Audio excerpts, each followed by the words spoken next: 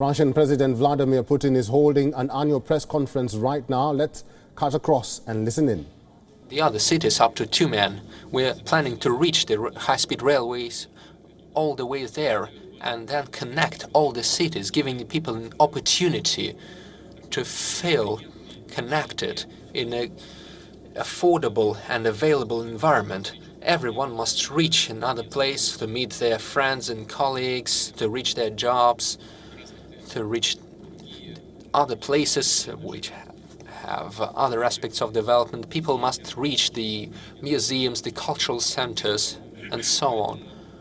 Which is why I believe we have a great number of very beautiful and nice cities where everyone can feel comfortable.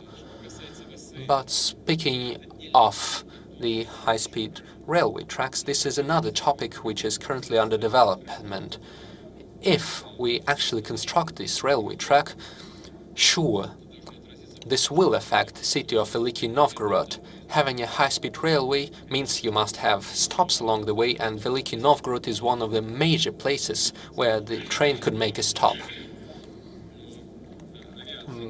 And the airway connection will stop existing if we establish this high-speed railway track, since it would only take around 3 hours to go from the center of Moscow to the center of Petersburg. Sometimes it takes 1.5 hours to reach the airport in Moscow, which is why the aircraft are losing their meaning.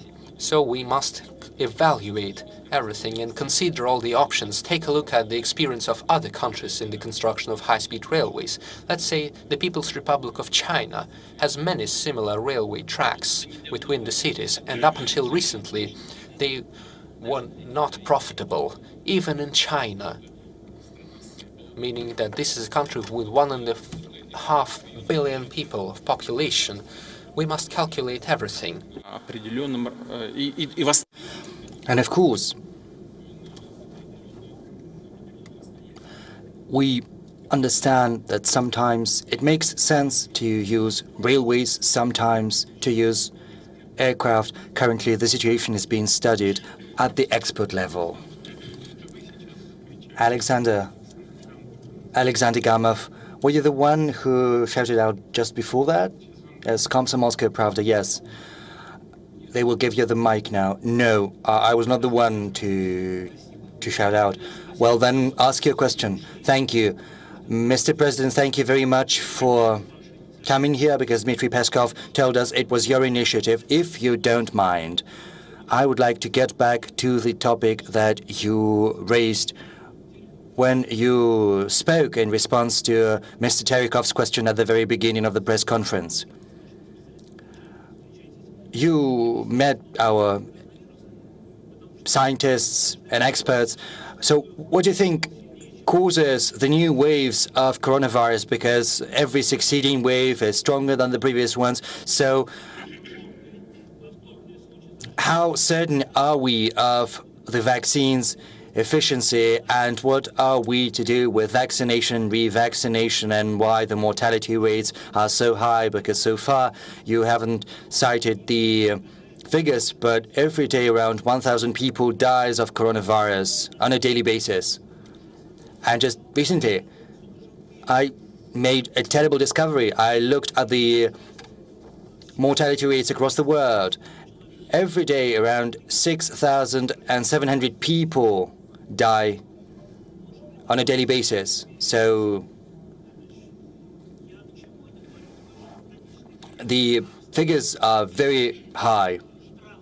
Well, let's have a look at Austria, for instance, a democratic country. There are fines for people who have not got a vaccine. Maybe we could introduce criminal liability for those who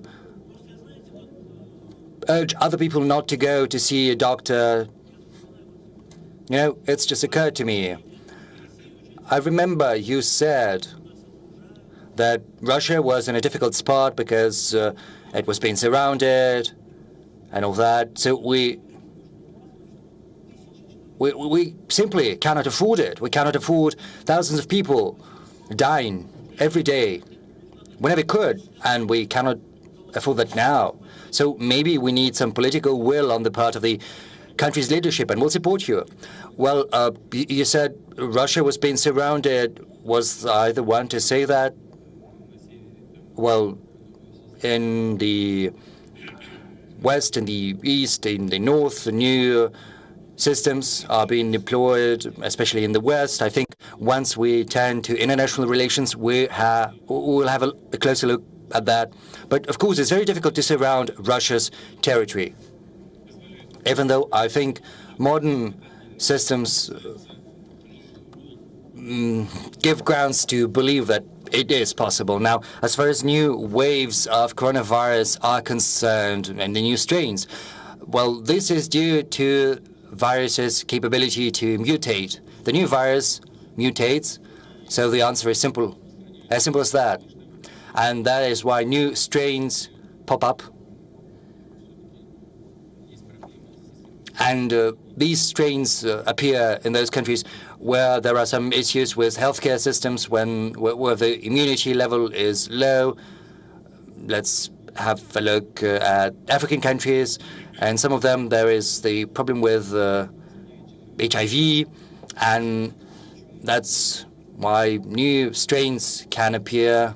It's no surprise, and that is why I say that it is very important to achieve mutual recognition of vaccines. We need to spread vaccines across the world as soon as possible and as abundantly as possible. Otherwise, we will not be able to overcome this issue on a global scale, and humanity will have to live with that and suffer terrible losses. We have this new term, excessive mortality.